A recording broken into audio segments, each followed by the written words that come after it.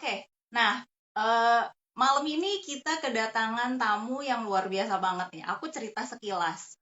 Beliau ini 25 tahun malang melintang di berbagai perusahaan multinasional, kemudian sampai terakhir di perusahaan sekuritas. Dan beliau ini sebetulnya backgroundnya psikologi loh, backgroundnya psikologi tapi ambil Master of Business Administration di UK. Jadi beliau ini punya kelebihan melihat market dari sisi ekonomi, tapi juga melihat market dari sisi psikologinya publik tuh seperti apa sih.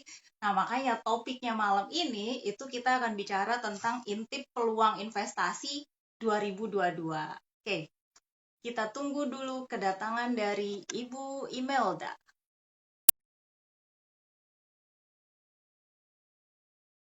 Oke. Hai, Halo, malam Kak Uli, selamat apa malam kabar? Bu Imelda. Amin, Baik-baik, Ibu puji gimana Bu, Tuhan. Kak sehat Uli Bu? juga aman. Ini Uli di mana? Masih di Jerman apa di mana? Sudah Aduh, di akhirnya Jakarta pulang Bu. kampung juga. Tapi kena karantina nggak kemarin? Kena Bu 10 hari. Lumayan ya, 10 hari di. Lumayan, lumayan. Tapi Ah, ya lebih aman di Indonesia lah. Walaupun kita ada gelombang ya quote unquote kan Omikron ya. lagi di Eropa di mana-mana ya Bu ya. Cuma kita bersyukur di Indonesia mayoritas kan sudah pada vaksin gitu. Kemudian pemerintah juga mulai booster gitu. Jadi ya Amin, mudah-mudahan amin. aman lah gitu. Oke, Imelda, selamat Sama-sama. malam. Terima kasih waktunya Ibu sudah bersedia hadir di live One Shield kali ini. Nah, kan temanya malam ini kita bicara mengintip peluang Ya, investasi ya. tahun 2022 ya Bu Imelda ya. Ini banyak pertanyaan nih dan kekhawatiran dari sahabat One Shield gitu ya. Ini gimana ya?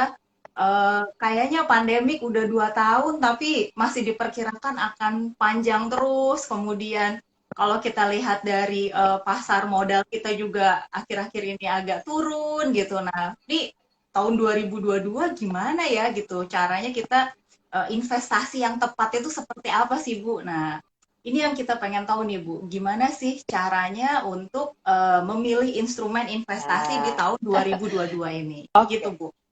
Oke Bu, kita mungkin mulai dari saham kali ya Bu ya, kan lagi rame nih soal saham. Soalnya kalau data pemerintah sendiri bilang tahun 2021 walaupun misalnya pandemik, tapi kita itu menunjukkan peningkatan di atas Ya, 90% investor baru, baik untuk saham, reksadana maupun obligasi. Jadi ada sekitar hampir 8 juta orang di Indonesia yang ya, investasi di banget. instrumen ini. Itu luar biasa banget tuh Bu. Jadi aku yakin banyak sahabat juga pengen tahu gimana ya caranya supaya saya juga menjadi salah satu dari investor baru ini, atau kalau sahabat Wansilt udah investasi, gimana cara investasi saya makin cuan nih? Oke. Silakan Bu Mel. Kalau lagi jam makan malam begini, kayaknya teman-teman biar sambil makannya nggak kehilangan nafsu makan gitu ya. Jadi kita ngobrolnya santai aja ya. Uh, tapi ya tetap aja istilahnya sehat, Iya, serius gitu. setuju. Oke, 2022. Uh, kita sudah sharing ya di jendela investasi serial artikel yang ada di One Shield ya. Ya, Di situ kita tulis bahwa ya. 2022 itu adalah waktunya untuk recovery, untuk U-turning, berbalik arah gitu ya. Kan kita ngambil tagline dari Pak Jokowi, Oke. recover together, recover stronger ya. Jadi kita semua akan untuk recover sama-sama, terus udah gitu kita akan menjadi lebih kuat daripada yang sebelumnya gitu ya. Optimisnya kita harus. Nah, cuman di balik optimis itu seperti kalau Kak Uli nyetir kan, nyetir mobil kah atau nyetir sepeda motor kah gitu kan. Nah, jadi kalau yang Ya. namanya U-turn, ketika kita ngambil berbalik arah gitu ya, ketika kita ambil posisi U-turn, itu kita sebagai supir, kita harus kalau perlu berhenti dulu nih. Berhenti dulu, kita lihat kanan kiri gitu kan, depan belakang, memastikan semua situasi aman, sehingga ketika kita mengambil perputaran tersebut, perputaran itu bisa dilaksanakan dengan baik. Karena yang namanya perputaran itu juga mengandung risiko.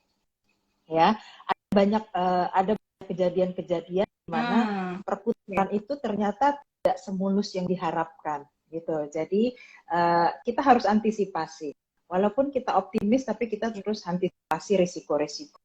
Ya, dalam berinvestasi yang tepat, tadi Kak Uli nanya gimana sih kita investasi yang tepat di 2022. Nah, khususnya di 2022 ini ketika kita sedang memasuki masa gitu ya, kita berputar balik, kita harus ekstra hati-hati. Jadi artinya bukan kita pesimis, bukan. Kita tetap optimis bahwa hasilnya mudah-mudahan akan baik. Cuman supaya kita tidak menimbulkan suatu insiden gitu ya, insiden nanti recovery-nya butuh biaya lebih banyak lagi gitu ya. Kita harus hati-hati mencermati apa sih yang sebetulnya sedang terjadi. Apalagi kalau kita di pasar modal. Pasar modal itu betul-betul menganut paham kebebasan yang sebebas-bebasnya gitu ya. Artinya siapapun boleh ikut berkecimpung di pasar modal dan semua orang boleh ngomong mau beli atau mau jual di harga berapa terserah gitu kan. Yang menentukan nanti apakah akan menjadi hasilnya seperti apa itu yang menentukan ada market sendiri rame-rame gitu, semua orang rame-rame. Jadi kan tiap hari itu yang bertransaksi di pasar modal itu ada jutaan orang ya. Nah, jutaan orang itu dengan jutaan ya, dengan jutaan asumsi, dengan jutaan harapan gitu ya. Jadi semua orang mau mengambil sikap apakah mau beli atau mau jual. Kan nggak perlu kenal dulu, kamu siapa? Kamu beli ini dong, karena aku beli ini juga gitu kan, enggak kan? Jadi kita kan sama sekali nggak kenal siapa yang beli jual kita atau kita mau jual kepada siapa, kita nggak pernah kenalan gitu ya. Nggak kayak kalau kita misalnya mau jual mobil, kita bisa nanya dulu, mobil ini mau kamu pakai apa sih? Kenapa kamu mau beli mobil saya? Atau yang mau beli juga nanya kita, ini mobil riwayatnya seperti apa sih? Pernah rusaknya apa? Pernah ke bengkel mana gitu kan? Nah, tapi kalau saham, jadi semua orang bebas dengan asumsinya masing-masing.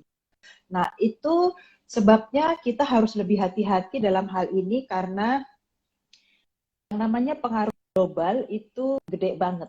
Gede banget. Di pasar modal kita yang namanya pengaruh global itu gede banget. Jadi, ada kemungkinan, walaupun mungkin ya, mudah-mudahan kita secara dalam negeri, secara domestik kita bisa gitu ya, pemerintah kita bisa manage untuk tetap mempertahankan pertumbuhan ekonomi dengan tetap mempertahankan inflasi yang lebih rendah terjaga ya.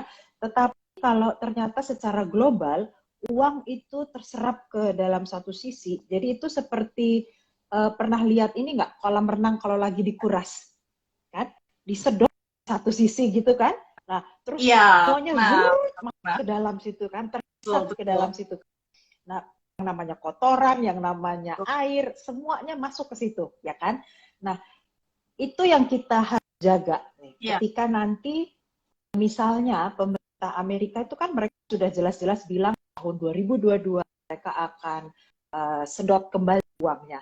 Jadi artinya dalam caranya seperti apa? Caranya adalah dengan menaikkan suku bunga. Tanggung, dia bilang 4 kali ya. Yang mana menurut saya itu adalah suatu hal yang wajar. Karena kalau kita lihat datanya, itu pertumbuhan GDP-nya yang terbaru di Trading Economics, pertumbuhan GDP-nya itu hanya 4,9%. Ya, padahal inflasinya itu 7%. Jadi lebih inflasi daripada pertumbuhan. Oke, nah jadi itu adalah satu alarm ya, bahwa mungkin aja nanti tindakan dari The Fed itu akan lebih tegas gitu ya. Jadi mereka akan lebih lebih mengutamakan bagaimana untuk menekan inflasi dengan cara apa? Dengan cara menarik uangnya kembali gitu. Uang sama seperti tadi kuras kolam renang, disedot itu uang balik gitu kan. Nah, itu harus kita antisipasi baik-baik. Jadi di bursa kita, walaupun nanti misalnya secara performance pemerintah kita bisa well manage lah, defisit tidak bertambah besar. Defisit kita sekarang ini ada pada angka 6,5%,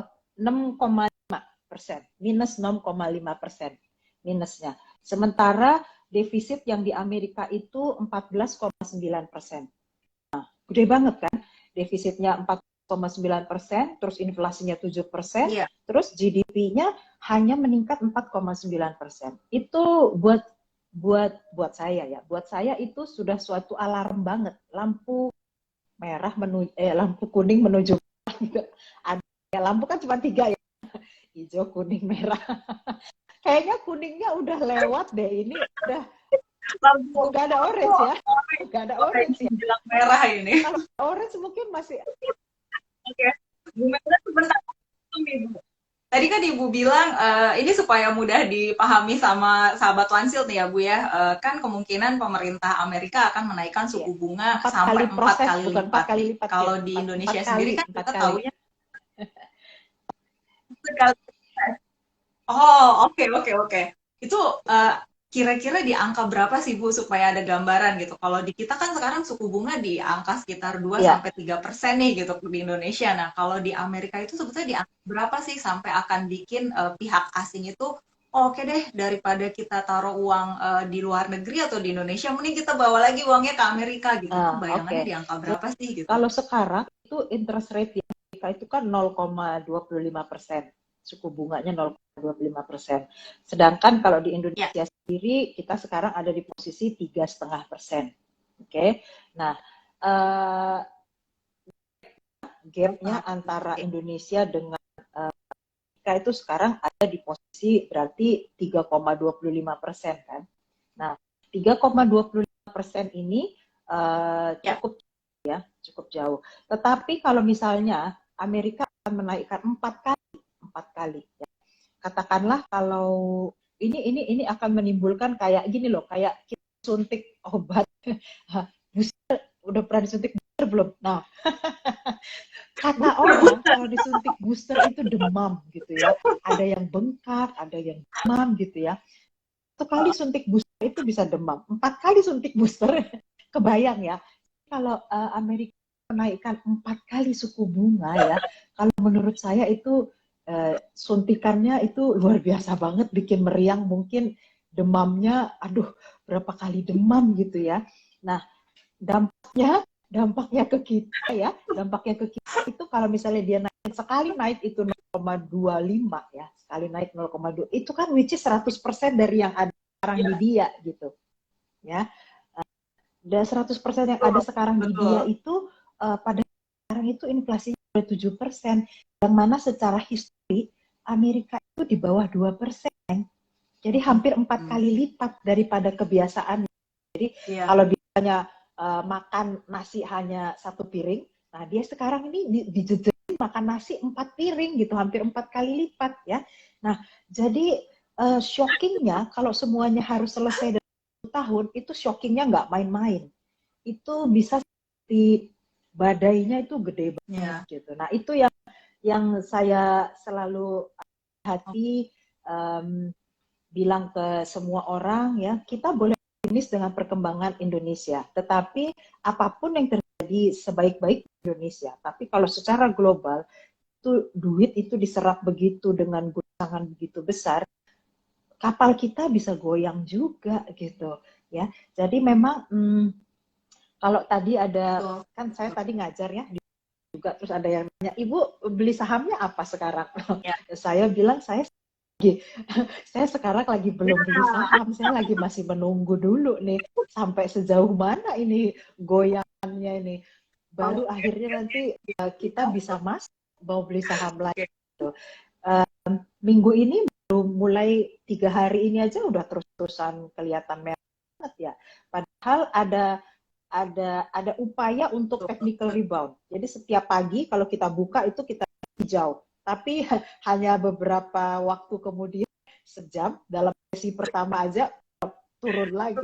Jam kemudian, jadi upaya untuk technical rebound itu ada ya, cuman secara fundamental ya tadi kenyataannya memang orang-orang tetap memperkirakan ini dulu, jangan kalau ditarik balik ke negaranya, waduh kering deh kita gitu.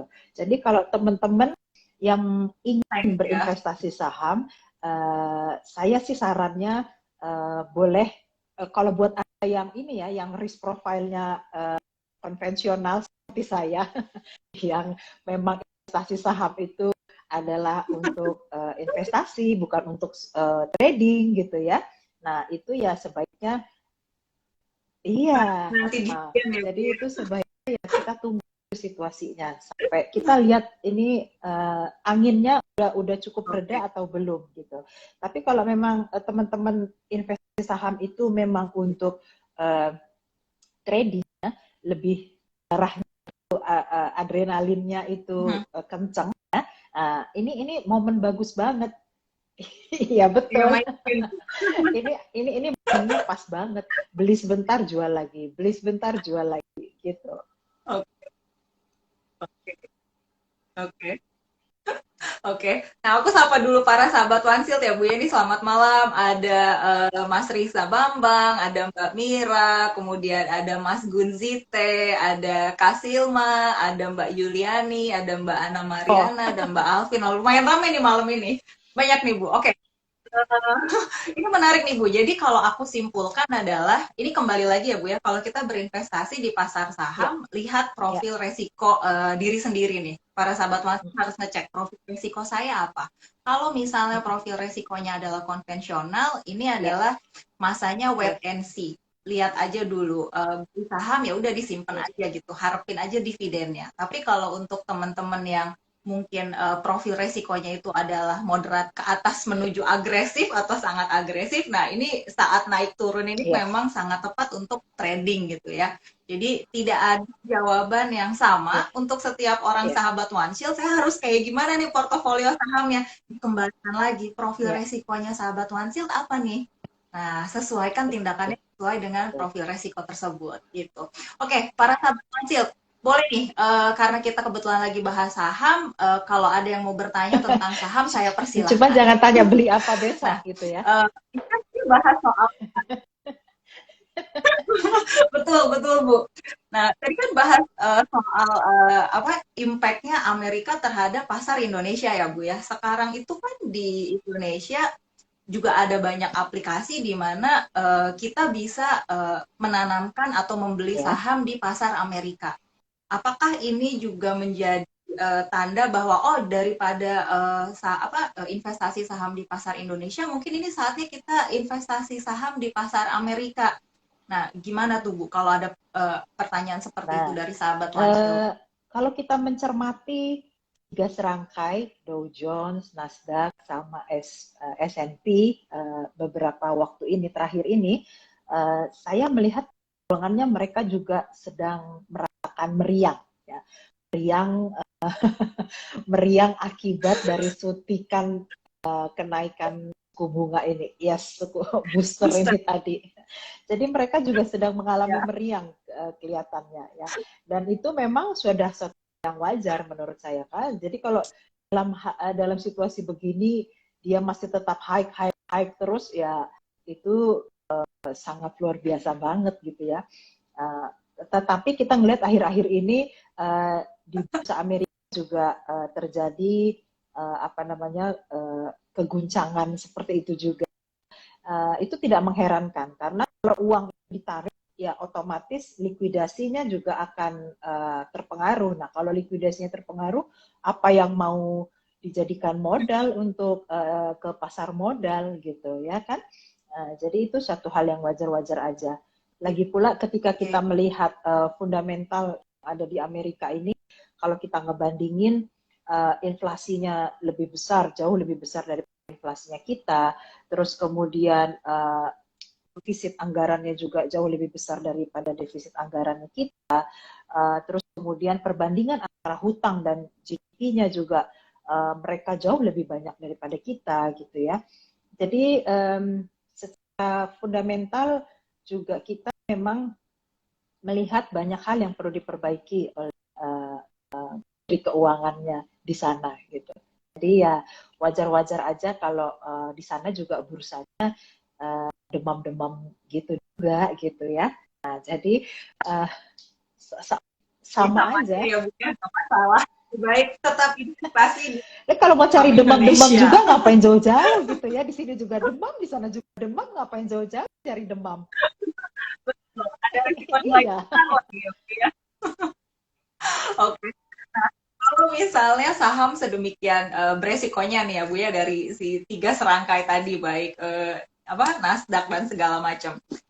Instrumen investasi apa nih yang lain yang bisa dijadikan pilihan untuk masyarakat, terutama kalau para investor pemula kan biasanya pengennya yang aman dulu nih gitu, harus lihat dulu ada hasilnya baru muncul percaya diri dan mau nambah portofolionya gitu. Tapi kalau bukan di saham, gimana ya Bu naruh uangnya? Oke, kalau mau yang lebih aman, yang lebih stabil, tentu saja kita harus melirik ke pendapatan tetap dan kalau lebih lebih stabil lagi, ya tentu saja ke money market ya, jadi ke pasar uang ya. Itu rule of thumb-nya tuh seperti itu, rule of the thumb-nya. Jadi kalau di obligasi atau pendapatan tetap, tentu saja karena kuponnya sudah dijanjikan, maka itu sudah merupakan suatu keniscayaan gitu ya. Investasi yang kita letak di situ akan berbunga gitu ya. Nah, tetapi yang kita lihat juga ini adalah capital gain-nya ya. Apakah ini waktu yang tepat untuk diobligasi ya, supaya perbandingan current yield itu juga cukup memenuhi keinginan dari tujuan investasi kita ya. Dan tentu saja seperti saya bilang tadi, dalam situasi seperti ini kita nggak boleh terlalu greedy gitu ya. Oh, saya mau 7% setahun gitu. Wah, itu rasanya ini ya, lebay gitu ya. Tetapi ada kemungkinan momentum di mana kemungkinan investor asing itu mereka akan pulang duitnya rame-rame ke Amerika, balik lagi, sehingga obligasi-obligasi yang di Indonesia itu dia jual murah. Nah, itu adalah momentum buat kita untuk nampung, untuk beli gitu ya. Yang dia jual murah-murah itu buat kita untuk beli, karena toh kuponnya tetap sama aja, sudah dijanjikan kupon sekian ya tetap sekian gitu kan. Nah, tetapi kita bisa membeli dengan harga obral, harga diskon. Nah, itu kan bagus gitu ya. Nah, kalau penempatan kita itu tidak cukup besar, ya kita pakai reksadana pendapatan tetap seperti itu ya. Yang mana mereka uang receh kita ini nih bisa dikumpulin sehingga tetap cukup bisa untuk ikutan dalam pendapatan tetap dengan bunga yang bagus tadi, mudah-mudahan. Jadi the power of receh gitu. Ya, ya Bu ya. Kan the power of receh, tapi kalau kita punya tadi 8 juta masyarakat Indonesia Ya. invest satu orang 100.000 ya jadinya besar juga ya Bu ya gitu. Bu Melda ada pertanyaan nih. Kalau ini terkait dengan saham nih dari Mas Gofreps. Bu, gimana nih? Saham blue chip ini masih layak dikoleksi nggak di tengah banyaknya saham teknologi yang bermunculan? Ini Mas atau Mbak ini ya yang bertanya ini? Oh, Mas. Mas Sepertinya siapa Mas tadi ini. namanya Mbak Uli? Gofebs. Sepertinya Mas Gofabulous. Orang ya kamu ya. Mas Go. Gitu. Go. Mas Go. Siapa pilih aku? Siap. Ini. Jadi Mas Go. Ini ya. Ini memilih saham ini menurut saya itu tidak sama dengan memilih makanan gitu ya. Kalau memilih makanan tadinya kita mau makan rapi gitu ya, sudah tersedia di meja makan gitu ya. Terus tiba-tiba lewat nih tek-tek sate atau somai gitu kan. Terus wah asik juga ya gitu. Terus akhirnya kita pergi keluar beli yang lewat di luar gitu ya. Nah, terus jadi yang makan Iya, nah Yang jadi karena pom-pom. sudah disiapin di meja makan rapi-rapi itu akhirnya terlupakan gitu ya. Nah, dalam rangka investasi ini juga Ya, saya menyarankan Mas Gofeb untuk tidak terlalu sering ngedengerin tek-tek yang lewat gitu ya. Kata kata orang ini bagus, kata oke. orang ini menarik gitu ya. Saya sih tidak Oh, Iya, betul soda ya. Jadi gitu ya. tetap harus kembali kepada niat kita awalnya tuh tadinya seperti apa, dan saya tuh sebetulnya profil risiko saya tuh sebetulnya seperti Ya, apa gitu. Just be yourself ya. Setiap kali kalau kita mau betul. berinvestasi, jangan malu, jangan takut dibilang, ah Cooper, teman-teman semua udah pada beli saham teknologi, lu kok enggak sih gitu. Jangan takut dibilang Cooper atau ketinggalan zaman atau kudet lah atau apalah gitu ya. Ya nggak apa-apa, duit-duit gue gitu ya kan. Investasi-investasi gue gitu ya kan. Uh, Betul. jadi kalau ditanya apakah lebih baik blue chip ataukah teknologi, itu kembali lagi kepada kitanya. Lebih cocok mana buat kita? Ya, kalau blue chip itu tentu saja plus minusnya adalah blue chip itu sudah ada track record ya. Ya, di mana-mana saya selalu bilang kalau di kelas saya itu saya menghindari istilah Mhm. blue chip itu konotasinya seperti judi karena pink biru itu hanya ada di meja judi ya. Nah, jadi saya menghindari istilah saham blue chip ya, kita bilang aja saham papan atas lah ya. Nah, saham papan atas ini ya, ini Ya, sudah punya track record. Nah, kalau kita tipe orangnya seperti Opa Warren Buffett, ya saya itu seperti Opa Warren Buffett mungkin tipenya ya, karena ya usia usia nggak jauh beda. Jauh deh, Opa udah 80. Aku sih ya nggak setua itulah ya. Tapi menurutku resiko risk appetite saya, cara resiko saya itu kurang lebih sama lah dengan beliau. Jadi saya lebih senang ngeliatin yang sudah punya track record ya. Jadi saham-saham papan atas itu mereka sudah malang melintang di oke. bursa selama bertahun-tahun, sudah kelihatan ya karakternya seperti apa, prestasinya dan tingkah lakunya seperti apa, itu kita sudah kenal ya. Nah, sedangkan kalau saham-saham teknologi ini masih baru dan yang baru-baru ini lincah banget gitu ya. Jadi perbandingannya seperti teenagers gitu ya, yang masih muda belia gitu masih bisa loncat sana, loncat sini gitu kan, lincah gitu ya. Nah, uh, itu kembali kepada selera Mas Gofet. Itu seleranya senangnya yang seperti apa? Nggak ada yang salah, nggak ada yang benar dalam berinvestasi. Yang ada adalah apakah nanti investasinya di merah atau jadi hijau gitu. Itu aja sih. Jadi nggak ada istilah benar salah. Ini bukan ujian, bukan ujian. Jadi iya, seleranya mau yang mana, tujuan investasinya untuk apa ya. Kalau tujuan investasinya memang senangnya yang mau cepet-cepetan supaya apa namanya high risk high profit, itu sih ya nggak apa-apa, monggo-monggo aja, pilihlah boleh saham-saham yang masih baru-baru itu. Cuman asal kita sama-sama tahu aja risikonya seperti apa. Kita bermain di area yang mana, kita harus tahu risikonya seperti apa. Paling cuma itu aja sih Mas Gofet.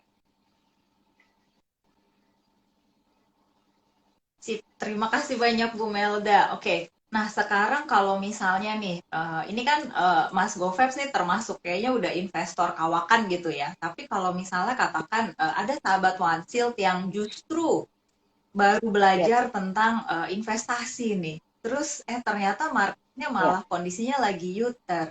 Tapi ada uang lebih di tangan nih gitu, dan kalau ditaruh di tabungan kan ya sebetulnya kemakan biaya admin, kemakan inflasi gitu kan. Sudah ada keinginan bahwa ini uang lebih harus saya investasikan gitu. Katakanlah sahabat Wansilt ini profil investasinya adalah moderat. Portofolio investasinya tuh seperti apa ya Bu ya gitu. Katakan kalau misalnya sahabat kita nih punya uang 5 juta deh gitu. Pembagiannya tuh seperti apa sih? Ditaruh di Oke, mana aja dan jadi kalau berapa? kita mengenali diri kita itu sebagai seorang ya, yang moderat gitu ya, dan uang yang kita pegang ini memang untuk diinvestasikan, kita pilih aja investasi yang mungkin kalau memang tujuan investasi kita itu bukan untuk jangka panjang, ya mungkin bisa aja ya kita ambil dulu reksadana. Kalau reksadana itu kan anytime bisa kita jual lagi ya. Begitu momentumnya sudah baik, kita merasa sudah Ya, oke, nah reksadana itu kan bisa kita jual lagi dan kita tetap berinvestasi di situ gitu ya.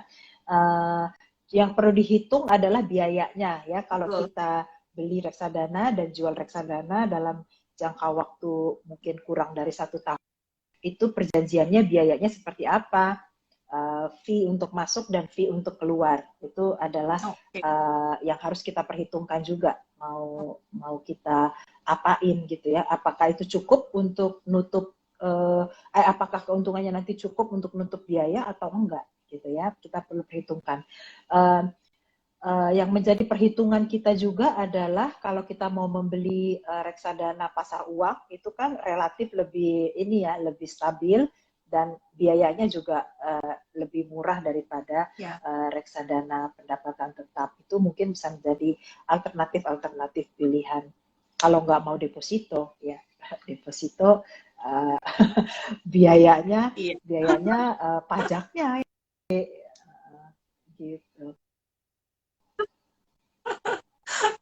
Oke, nah jadi kalau misalnya ada sahabat Wansilt yang faktor risikonya adalah moderat, kemudian tujuan keuangannya sebetulnya untuk Ya, jangka pendek sampai jangka menengah ya Bu ya, katakan 1 sampai 3 tahun, maka bisa diinvestasikan di ya. reksadana pasar uang salah satunya. Oke, nah ini kalau misalnya untuk mamanya sahabat Wansilt gimana nih Bu? Kalau misalnya masih masih pengennya aduh, nggak ngerti saham. Aduh, reksadana juga nggak paham. Saya investnya di logam mulia aja deh. Kalau logam mulia gimana nih Ah, prospek tahun oke. 2022 Logam ini? mulia. Logam mulia itu fungsinya sebetulnya adalah untuk investasi jangka panjang dan lama. Itu ada iklannya kan? Panjang dan lama gitu ya. Nah, itu adalah sifat yang cocok banget untuk logam mulia. Ya.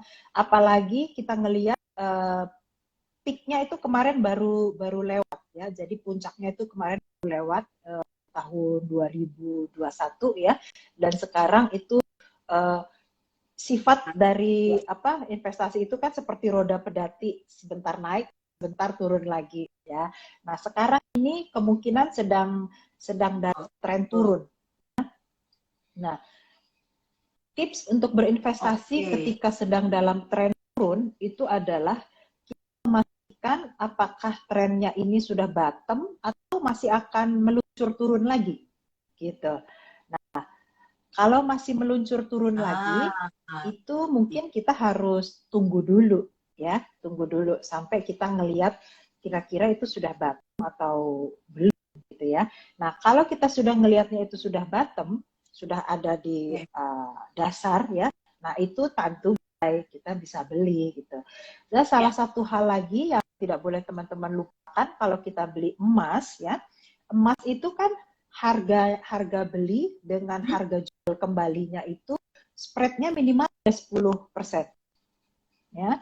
Jadi kalau kita misalnya beli betul. saham ya, Betul. spreadnya itu satu baris atau dua baris dari bid dan offer ya kan. Ketika kita beli sebentar terus hari ini kita mau jual lagi, itu Ya, spreadnya kecuali kalau market sedang sangat sangat crash gitu ya atau ARB, oke lah. Kalau kena ARB pun maksimal 7% kan satu hari ya. Terjun ke bawahnya itu maksimal 7% betul, ya satu betul. hari. Tapi kalau beli emas, hari ini Anda beli, hari ini juga Anda Ya, mau jual, bisa bisa ruginya 10% karena ada spreadnya gitu ya. Nah, oke. itu yang juga harus Ada dihitungkan ya. spread Jadi ya. kalau memang mau membeli emas, Wah, pastikan kita itu membeli bukan untuk trading ya, tapi memang untuk investasi jangka panjang. Nah, dalam situasi 2022 ini juga ada kemungkinan tren harga emas itu akan tahan. Jadi mungkin ya, karena mempelajari dari histori sebelumnya, ya, ya, ketika terjadi krisis, ketika kemudian terjadi perbalikan, perbalikan dari krisis ya, seperti yang kita harapkan kita masuk di tahun 2022 ini, maka itu biasanya harga emas itu cenderung akan melemah. Ya. Apalagi kalau nanti likuiditas ini juga sudah disedot oleh The Fed, mungkin aja harga emas ini akan melemah.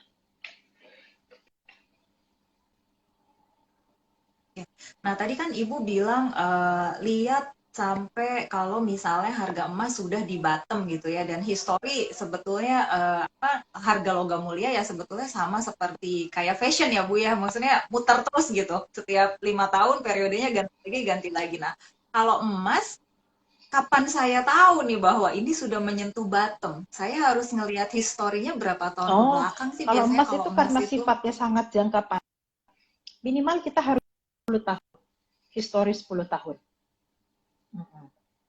Oh, Iya.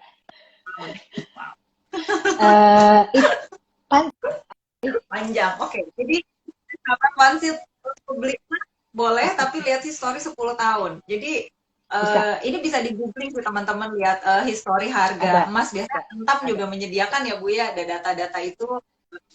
Jangan cuma datang ke toko emas terus nanya, Mas sekarang harganya berapa gitu. Iya, Kira-kira naik jangan, atau turun. jangan. Kita kalau mau untuk investasi Jangan. juga sebaiknya belinya bukan emas batangan ya, belinya emas yang berupa tabungan gitu kan. Sekarang banyak ya produk-produk seperti itu, bukan dalam bentuk fisiknya, tetapi ya dalam bentuk harganya. Tapi ya kita pilih juga provider yang memang terpercaya ya, karena kadang-kadang ada juga yang ngomongnya ada underlying emasnya, tapi ternyata ketika kita mau tarik emasnya nggak ada, yang ada malah Mas Jono gitu. Nggak ada. Betul, Bu, setuju Bu. Dan biasanya salah satu caranya adalah kan apa istilahnya kan Ya, akun digital emas ya Bu ya. Biasanya kalau memang yang apa providernya terpercaya itu memang kita pun akan dibebankan dengan ya, biaya penitipan emas sebetulnya. ya, Dan itu biasanya tahunan. Jadi memang emasnya kita ada iya, loh gitu, walaupun kita iya cuma lihat betul. angkanya aja Tapi di itu bisa akun di kita print gitu. gitu kan, bisa di print, bisa dicetak ya kan. Ya, Itu tanda betul. betul-betul ada emasnya. Ya. Jadi jangan sampai katanya di buku emasnya banyak, ternyata ketika mau dikeluarin yang keluar Mas Jono.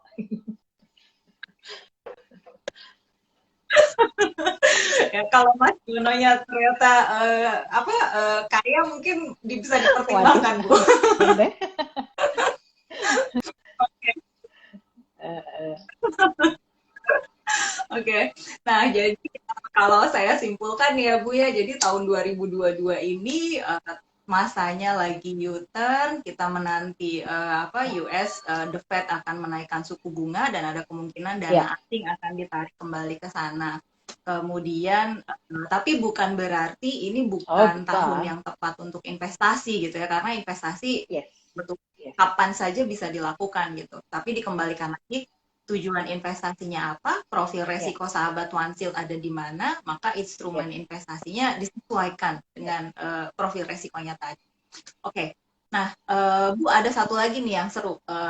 Ini mumpung Bu Melda nih guestnya, jadi saya pertanyaannya agak-agak yang makro-makro nih ya Bu ya. Kan kalau tadi kan US, The Fed akan menaikkan suku bunga. Nah, dari negara lain yang sama-sama adidaya nih, China, mereka kan lagi ada problem yang Ya, salah satu perusahaan ya, properti itu gagal bayar gitu, dan saking masifnya perusahaan ya. tersebut itu impact-nya kemana-mana gitu. Nah, kalau itu sendiri gimana nih gitu? Kalau Amerika yang jauh aja ngefek ke kita, ini China kan lebih dekat sama kita nih gitu.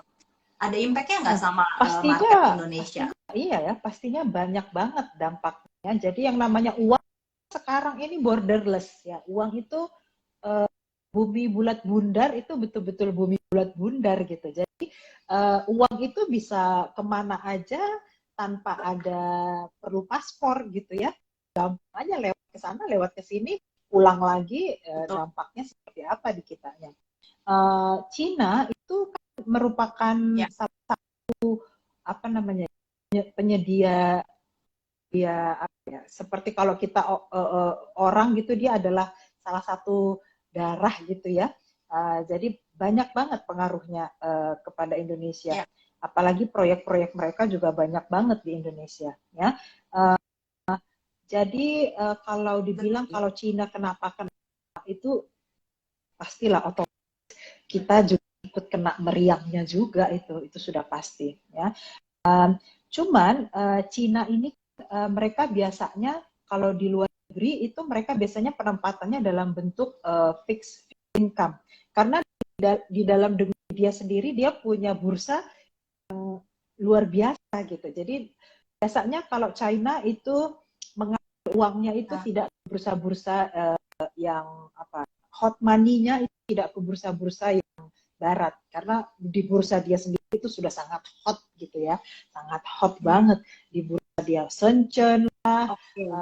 teman-temannya itu ya, Hang Seng lah, itu semua sudah sangat hot banget bursanya dia. Jadi uang di situnya berputar aja pun sudah sangat besar ya.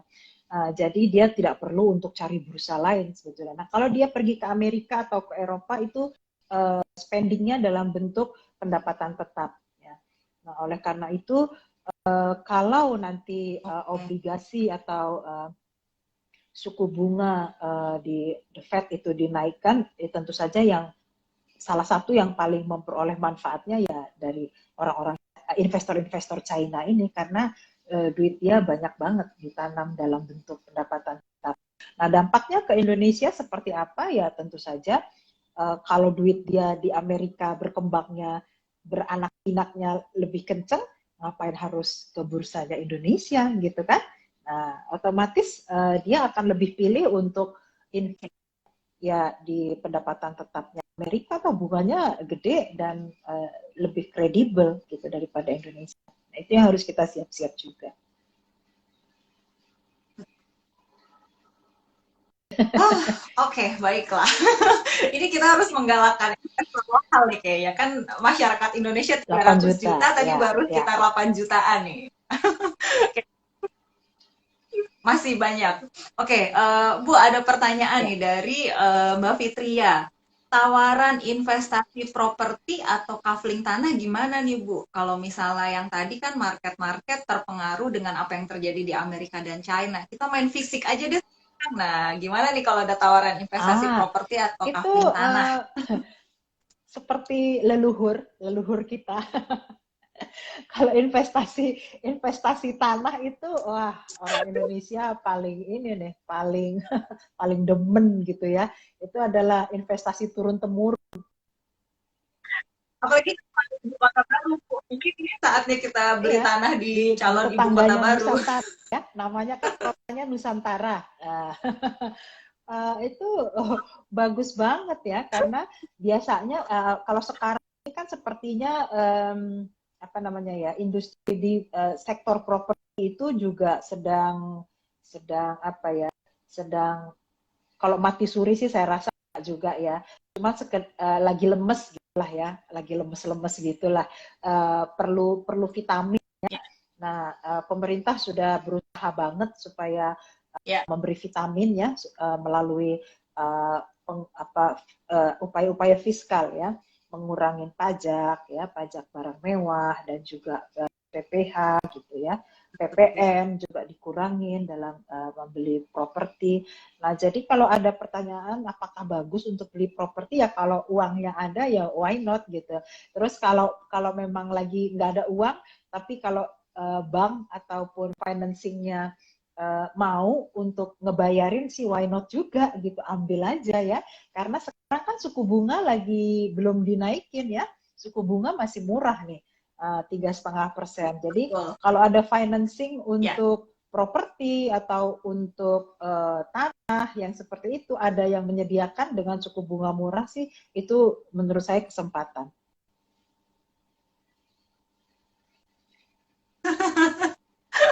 Oke, setuju Bu, setuju banget. Apalagi kalau misalnya kita beli properti yang Mm-mm. propertinya sendiri ready pakai, Iya, kemudian bisa disewakan, dan ya. hasil uang sewa itu menghasilkan untuk bisa bayar kredit ke bank misalnya.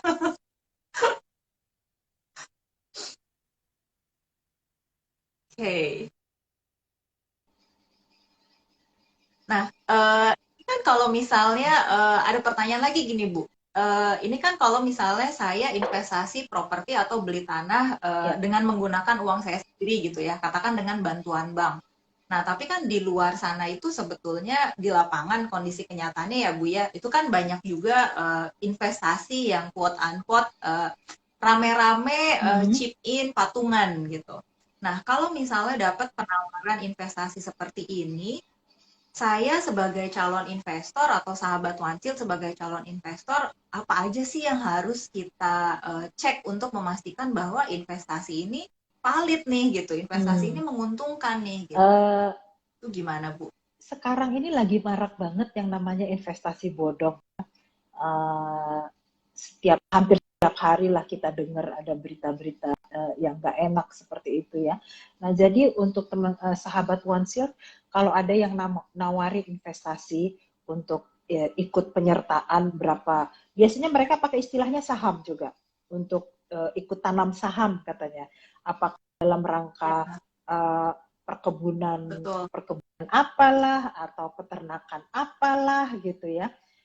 Di luar dari peer-to-peer lending ya, di luar dari peer-to-peer lending ataupun di luar daripada Ya, crowdfunding ya, di luar daripada crowdfunding. Karena kalau peer-to-peer lending sama crowdfunding itu dua-duanya sudah termasuk dalam mekanisme yang diawasi oleh OJK. Ya, jadi otomatis sudah diawasi oleh OJK. Ya, I jadi see. dalam hal paling tidak dalam hal legalitasnya itu kita sudah tidak khawatir lagi ya. Tetapi kalau di luar model ya, tapi kalau di luar yang Aman ya. model yang dua tadi, di luar daripada peer-to-peer lending ataupun di luar dari crowdfunding, uh, kita harus ekstra hati-hati untuk periksa. Pertama-tama legalitasnya aja dulu. Ini legalitas cukupi nggak sih gitu ya? Apalagi Oke. kalau legalitas katanya berupa sertifikat tanah. Ya kita sama-sama tahu sertifikat tanah itu bisa bisa ada berlapis-lapis. Maksudnya dalam satu lahan yang sama itu bisa ada beberapa sertifikat untuk tersebut gitu. Orang tua saya di Medan juga kena ya karena Betul. kita juga baru tahu setelah mama meninggal dan ternyata beliau punya aset yang kemudian setelah kita periksa, wah ini sertifikatnya ada banyak gitu, bukan cuma satu. Nah, ini Jangan satu tanah iya, sama iya, tapi iya. punya Nah, berapa orang gitu. itu perlu penelusuran ya. Kayak jadi kalau teman-teman bilangnya mau ikutan dalam investasi apalagi yang melibatkan tanah gitu ya. Itu ekstra hati-hati Ya. lah. Kita pertama-tama cek legalitasnya gitu ya. Nah, jadi dalam hal apalagi kalau diajak untuk patungan apakah investasi apa gitu terus udah gitu hasilnya itu misalnya bunganya bisa 10% sebulan gitu ya. Kita harus nanya banget itu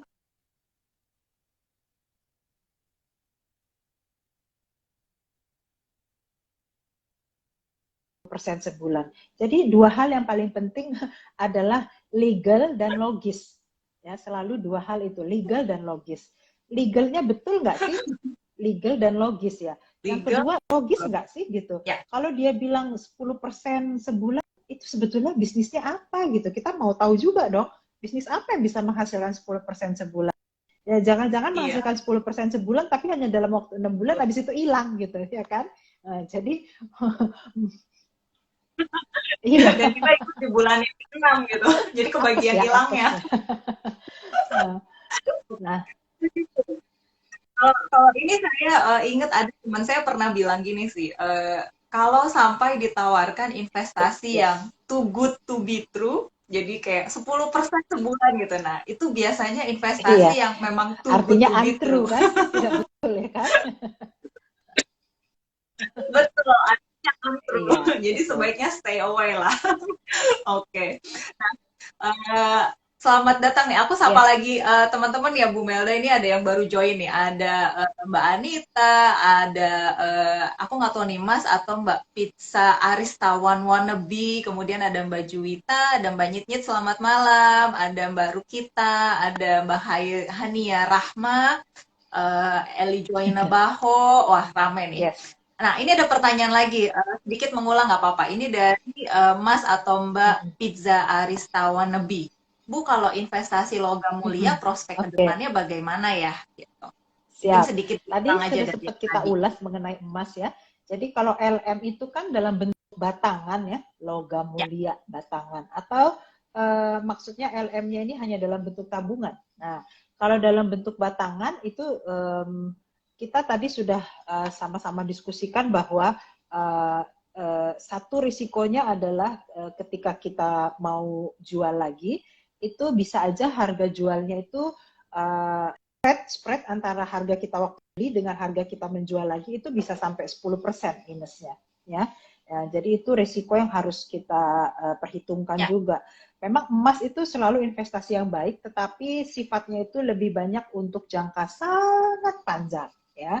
Jadi kalau memang rencana untuk nanti pensiun atau anak nanti mau kuliah 15 tahun lagi gitu ya, itu bagus. Jadi emas itu bagus untuk investasi LM. Tetapi kalau untuk jangka pendek, kecuali kalau kita menunggu krisis berikutnya. Nah, kalau ada krisis itu biasanya emas itu memang langsung terbang dia. Itu kalau ada krisis. Itu beberapa kali kejadian begitu. betul. Jadi sebetulnya tipsnya ini sedikit tips mengenai keuangan adalah jangan lupa untuk Yes. selalu punya cash ya Bu ya gitu. Punya cash dan punya cash. Jadi kalau misalnya suatu saat ada krisis dan harga logam mulia itu turun, kita Yes. punya uang untuk bisa beli gitu. Selalu ada ya, ada apa cadangan peluru ya. Cadangan peluru, betul sekali. Oke, nah ini ada pertanyaan menarik lagi dari Mbak Yuliani Sukma. Bu, bagaimana dengan prospek investasi di bank-bank digital? Nah, sekarang ini kan kita tahu nih ya Bu ya lagi banyak bank digital baru bermunculan dan memang banyak bank digital ini menawarkan kalau tadi deposito di bank biasa Ya, gitu paling 3% gitu. Itu pun yang saldonya besar gitu. Kalau saldo kecil paling ya. di angka 2,5%-an gitu kan. Tapi para bank digital ini menjanjikan suku bunga Oke, sampai 8% per tahun. Itu aman nggak Bu oke. kalau saya naruh uang di Um, situ? Gini, bank apakah dia digital ataukah dia konvensional, itu tentu saja mereka tetap harus patuh sama peraturan-peraturan yang ditetapkan oleh Bank Sentral maupun oleh OJK, ya kan? Salah satunya yang mengenai batasan suku bunga, ya. Batasan suku bunga yang dijamin oleh pemerintah itu kan dalam kisaran LPS, ya. Berapa yang boleh Ya, dilindungi atau dijamin oleh pemerintah itu tidak lebih daripada apa yang sudah ditentukan oleh LPS. Nah, saya tidak bilang ini jelek atau ini bagus gitu ya. Cuman boleh teman-teman untuk mempertimbangkan, coba dilihat informasinya. Kalau di LPS itu suku bunga yang dijamin oleh LPS itu berapa? Nah, kalau kita mendepositokan dengan janji di atas dari apa yang sudah dijanjikan, apa yang sudah digariskan peraturan oleh pemerintah. Nah, risikonya adalah kalau terjadi apa-apa, itu maka uang kita itu tidak termasuk dalam skema penjaminan gitu. Bukannya bukannya hanya sebagian aja, ah, tetapi seluruhnya gitu. Jadi ya silahkan aja oke. untuk diteliti ya, dilihat peraturannya, lalu dibandingkan lagi dengan apa yang dijanjikan oleh market pada kenyataannya gitu ya.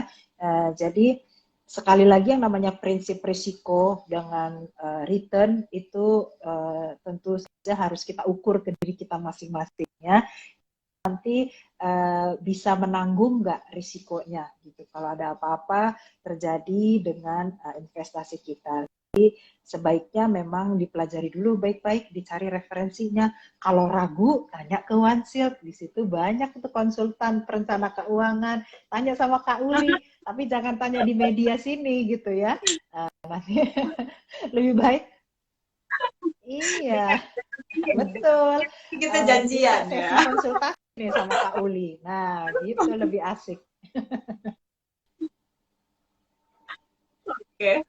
Oke, Fit. Semoga menjawab ya Mbak Yuliani. Jadi kalau misalnya mau naruh deposito atau investasi atau tabungan di bank-bank digital ini yang menjanjikan bunga sampai 8% per annum ya sebetulnya dari LPS, Lembaga Penjaminan dari Pemerintah itu Ya, suku bunganya sudah ditentukan.